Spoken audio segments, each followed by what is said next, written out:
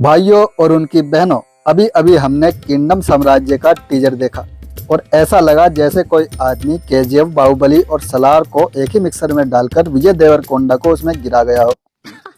सही पकड़े हैं। दोस्तों, आप देख रहे हैं फिल्मी भुजिया चैनल और चैनल को सब्सक्राइब कर लो। बाद में आप बिल्कुल सब्सक्राइब नहीं करते, भूल जाते हो। वीडियो को लाइक कर दो और शेयर भी कर दो। बात तो सही है।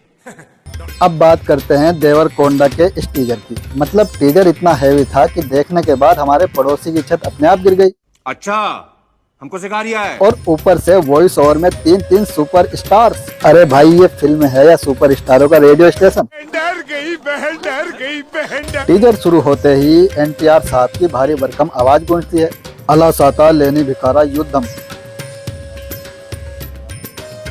मतलब इतनी गहरी आवाज की लगा जैसे किसी ने साउंड सिस्टम में ईंट डाल दियो। भाई, हम तो डर के मारे सोफा पकड़ लिए। लगा कि कहीं ये आवाज हमारे घर की दीवारें तोड़कर अंदर न घुस जाए। भाई मारो, मुझे मारो। नहीं, ये मजाक हो रहा है। एक सेकंड यार। फिर रणवीर कपूर की आवाज आती है, ये युद्ध है और इसमें सर कटेंगे।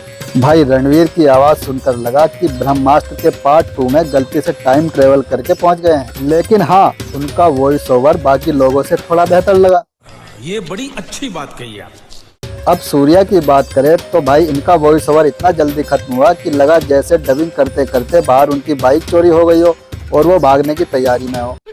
साले का खोपड़ी तोड़ साले का। मतलब डायलॉग खत्म होने से पहले ही उनकी आत्मा चैन में निकल गई थी। अब आते हैं असली मुद्दे पर, विजय देवरकोंडा। भाई, विजय की एंट्री इतनी जबरदस्त थी कि लगा जैसे बाहुबली, महेंद्र और सलार के प्रभास ने मिलकर इन्हें खुद ट्रेनिंग दी हो। लेकिन फिर भी एक सवाल, भाई ये कौन सा साम्राज्य है जहाँ राजा के बाल सैलून वाले पार्लर टच में कटे हुए हैं? टीजर में विजय तलवार उठाते हैं और फिर आता है डायलॉग, अमेना चेस्टा सार अवसरम इते मोथम टेगले बेटेस्टा सार। अरे कहना क्या चाहते हो? मतलब विजय ऐसा बोल रहे थे जैसे केजीएफ का रॉकी भाई और बाहुबली का शिवड़ू एक ही कॉलेज में पढ़े हों और विजय उनका टॉपर हो। जिस तरह केजीएफ की कहानी को आगे बढ़ाने के लिए खून खराबे की जरूरत पड़ती है, भाई इस टीजर में इतनी तलवारबाजी हो रही थी, अगर अक्षय कुमार देख ले तो अगली फिल्म खिलाड़ी 420 तलवारबाज बना दे।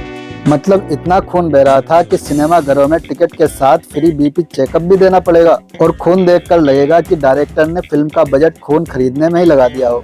और भाई, कुछ सीन तो ऐसे थे कि लगा पुष्पा 3 की प्लानिंग विजय ने यहीं से कर ली हो। मतलब हर तरफ तलवारें, आग और खून का जलवा था। लेकिन फिर भी रणवीर, सूर्या, एनटीआर के वॉइस ओवर वाले एक्स्ट्रा तड़के से मजा बिगड़ गया। अब बैकग्राउंड स्कोर पर आते हैं। अनिरुद्ध का म्यूजिक, भाई शुरू में तो मजा आ रहा था, लेकिन एंड में ऐसा लगा कि सलार और देवरा का म्यूजिक को कट पोस्ट कर दिया हो। मतलब एक टाइम तो लगा कि बैकग्राउंड स्कोर सुनकर हीरो हीरोइन भी सोच रहे होंगे, भाई ये हमारी फिल्म है या किसी और की। अब बड़ा सवाल ये है कि फिल्म चलेगी या लुढ़केगी। देखो भाई, केजीएफ, बाहुबली, सलार वाला फार्मूला जब स्क्रीन पर आता है तो फैंस की चीखें इतनी तेज होती हैं कि नासा वाले मंगल ग्रह रिपोर्ट बना दें, इंडिया में कोई महायुद्ध चल रहा है। लेकिन अगर स्टोरी में दम नहीं हुआ तो भाई फिर तो ऐसा फिसलेगी जैसे लाइगर के बाद विजय की कैरियर की ग्रोथ फिसली थी। किंगडम में दम है, लेकिन वॉइस ओवर पर ही ज्यादा ध्यान दिया तो ये फिल्म रेडियो स्टेशन बनकर रह जाएगी। भाई, हमें तो ये टीजर देखकर यही लगा कि अगर विजय देवरकोंडा को असली दम दिखाना है तो उन्हें उनके स्टाइल में ही बोलने दो। रणवीर, सूर्या, एनटीआर को वैसे भी अपना रेडियो स्टेशन खोल लेना चाहिए। दोस्तों, आपका क्या कहना है? क्या ये फिल्म नया साम्राज्य बनाएगी या फिर लाइगर जैसा राजा बनेगा जो राज करने से पहले ही गद्दी छोड़ देगा? कमेंट में बताओ। और हाँ, वीडियो को लाइक कर देना, नहीं तो विजय देवरकोंडा तलवार लेकर आपके घर आ जाएगा। फिर मिलेंगे एक और रिव्यू में, तब तक के लिए बाय बाय।